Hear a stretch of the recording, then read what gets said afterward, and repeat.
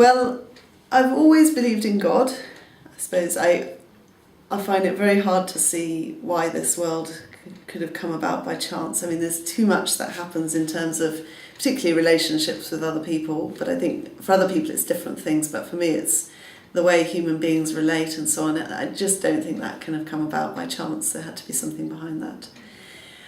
And then I have to think about, well, who is God then, and what's my relationship to him? And I mean, I was brought up in a Christian family, so I've been to church all my life, but I wouldn't say I particularly believed it. It was just the option that was presented to me when I was young.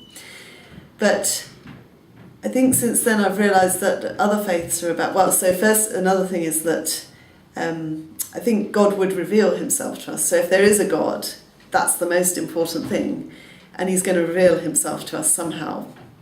And so again, it wouldn't be just sort of, I believe in an arbitrary and abstract God kind of person, but it's got to be a real God, and he's got to have spoken to us somehow.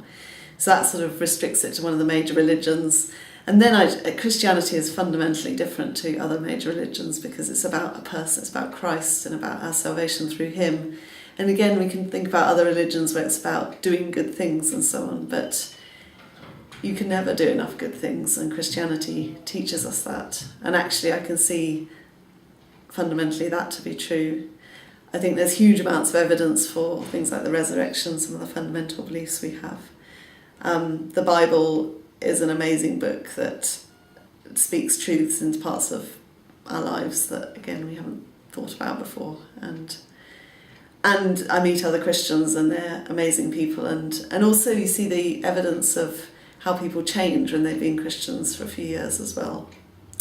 So I think it's a combination of lots of pieces of evidence, and it just all sort of makes sense. And through that lens, I suppose, of Christianity, you can make sense of everything else, including science.